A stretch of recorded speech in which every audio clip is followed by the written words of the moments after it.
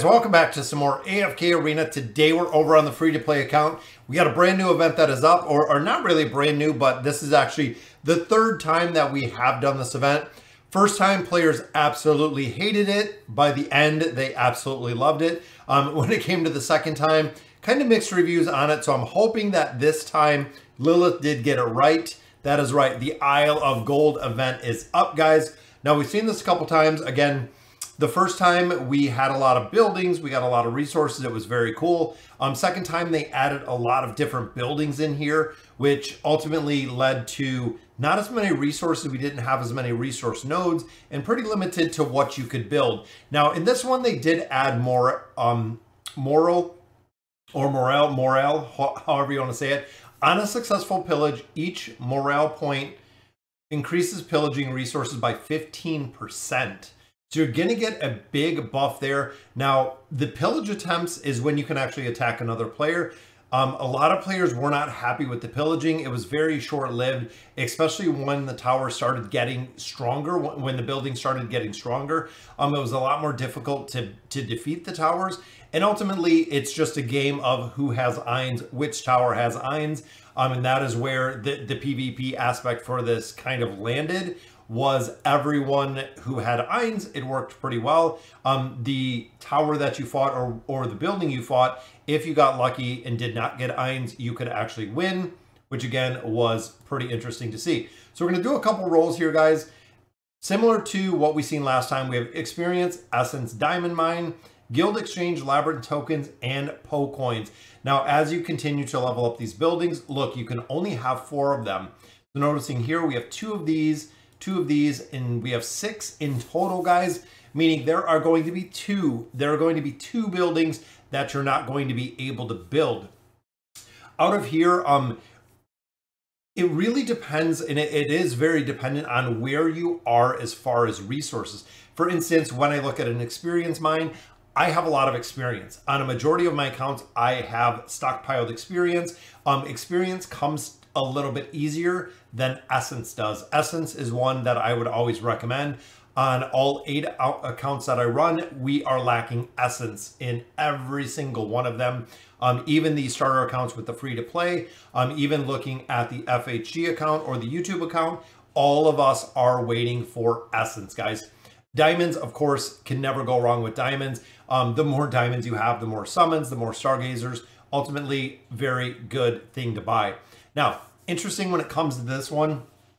Again, the guild coins, I really feel with the release of Scarlet, you should be pretty sufficient with guild coins, leaving your labyrinth tokens, which are going to give you, of course, and the big reason I choose this is you're going to have Arthur, you're going to have Emblems of Space, Twisted Essence, and red chests out of there, which makes it a really big priority. Also, the Po Coins. The Po Coins are kind of reliant to get the 3 of 9 or 9 of 9 furniture.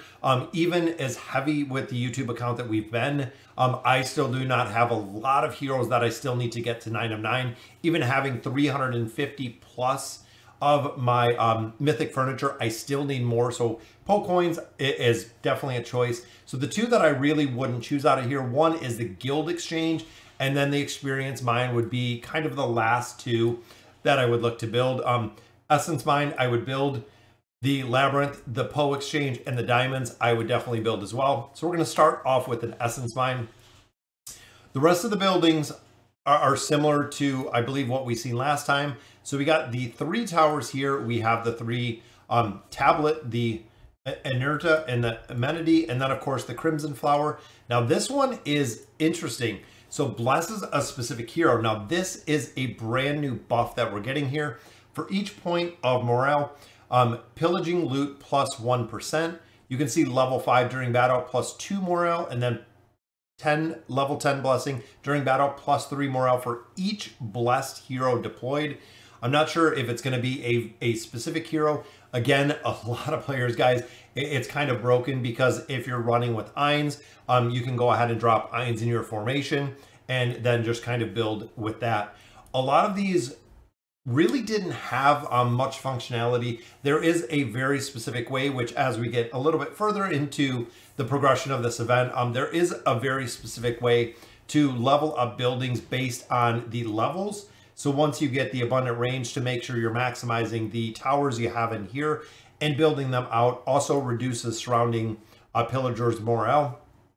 Again, it really depends on a build that a lot of players are doing. A lot of players went with a lot of the stones to slow the movement, making lower dice rolls. A lot of players did go with the curses to go ahead, and this actually drops. So drops the amount that you're going to pillage. It's going to be interesting to see this time around exactly how much loot we're pulling out of pillaging. And then of course, it looks like everything they have built around this morale within the game.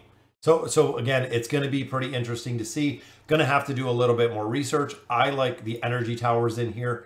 All of the buildings, it looks like, remain the same, which the function upgrade a random building. We've seen that before. Upgrade a random building. This one is, of course, going to be the +3 dice rolls, which is awesome to get in the beginning because you can stack up the dice within there. So we'll continue. We'll go through our 27 rolls. You can see they also do refresh every 12 hours. That is right, guys. With the Isle of Gold, it is 12 hours. I'm hoping the rewards in here stayed pretty consistent, which I love. They added more rewards. I believe, if I remember correctly, there were only 5 levels of rewards. So it looks like they did add all of the rewards down here. And then I'm not sure the bonuses. Here's the basic, here's the bonuses. I'm thinking the bonuses are going to be the purchase, which of course it is. So looking here at the loot, again, you're going to get some Stargazer cards out of here. You get some elemental cores. You also do pick up a couple of red chests, poke coins, some engraving mats again, and then 2 heroes. So not too bad overall, including the resources that you're going to get through this entire event. So just a few more rolls here. Once you get your primary 4 building set for the resources, again, it's just going to be about stacking a bunch of other buildings, leveling up the buildings that you want. We'll go over a couple different strategies that we see, because we always know we actually enter right in this very first piece. So a lot of people like to drop a couple of the buildings that reduce the movement, things of that nature. So when you come in here, you will actually get the curse right off the bat, which again, we're going to have to see how this morale level is really going to affect, So we can put a tablet right there. And again, when you first come in, you're going to get hit by this, which they are weakened and their heroes receive damage increased by 2.5, but you can see -1 morale, or 2 morale, depending on when you hit that or how much you're at. So there we go. Diamond mine goes up. Now, another strategy that some players were using that I've seen before is offsetting the buildings, or because of these workshops, building less. So not putting every single building, not filling up all of the 18 slots within here. They were only doing about 12 slots. That way, when they did hit these key buildings on the corners, the buildings that they did possess were a much higher level. Again, that's something that we're going to have to see, because we can actually continue to level these up. Also, remember, you can swap out the buildings. So if it does come down the road, and there we go, we already got a level 4 mine, raise the tower or the level of buildings around it, so it will actually raise the level of other buildings. So these are the resources that we're going to collect. The entire thing, guys, ends in 14 days. So we're going to be able to get resources out of here. Remember, when you do put a camp in here, you have to put your garrison forces in here to go ahead and defend what you have. If not, you're just going to get destroyed every single time that they come in here. Since I like the diamond mine, we can go ahead. It's already at level 4. We can drop some of our big friends in there, put a little bit of crowd control in here to include, let's say, let's go with Silas. I like that combination. We'll go with some crowd control. And there we go, guys. So those would be the defended keep right there, making sure we build out the building. So guys, that's a pretty good summary of the Isle of Gold. Again, we're going to have to see exactly how, things of this build it for a specific hero. And it looks like it's going to be a class. During battle, +2 morale for each blessed hero deployed. Not sure if it's going to let me pick, upgrade the building to unlock it.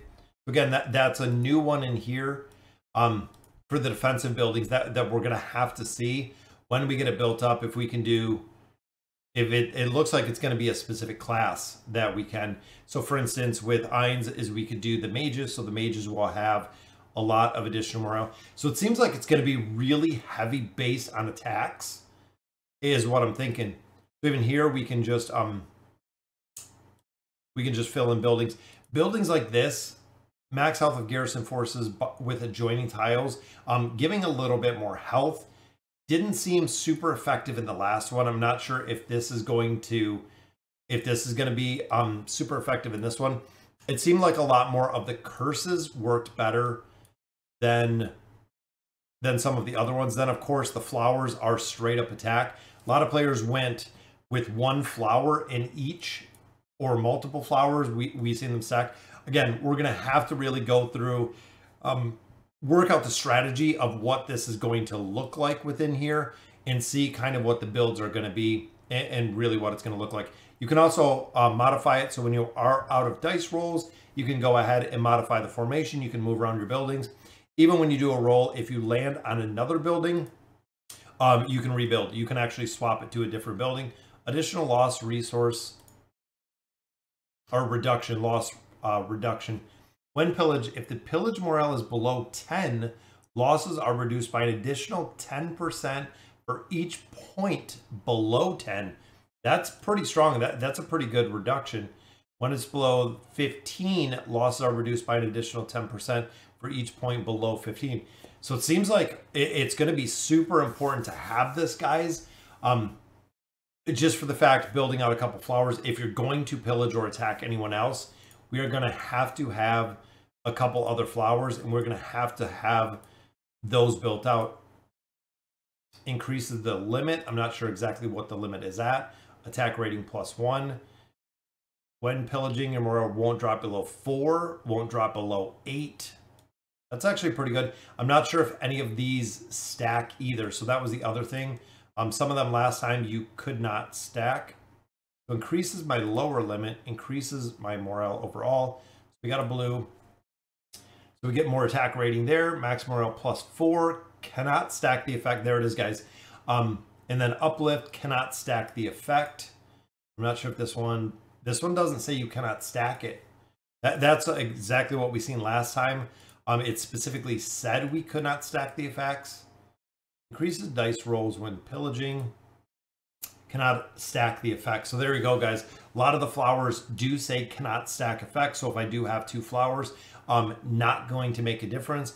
But this right here is going to take away some of the movement restrictions that we see within some of the buildings. So that's going to be really interesting to see, is some of the movement restrictions can be kind of countered, is what I'm thinking with some of the flowers that we're going to have here, guys. So it's going to be interesting to see, again, the whole PvP aspect of this. Again, make sure that you're putting heroes in here. Make sure you're defending with everything that you have. Anytime that you lose, of course, you're going to lose some resources. So you want to make sure in here you're putting some of your best heroes. Even though the teams like this, I don't have that many good heroes, but ultimately we'll try to make it work. And there we go, guys.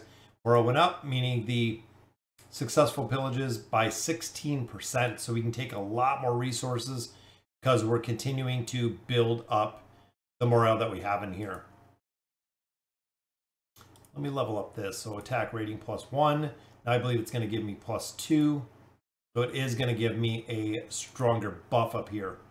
+1, +2, +1, +1. So you can actually stack quite a bit of an attack in there when it comes to building it up. All right, guys, so that will do it. Again, just a real general overview of the Isle of Gold event.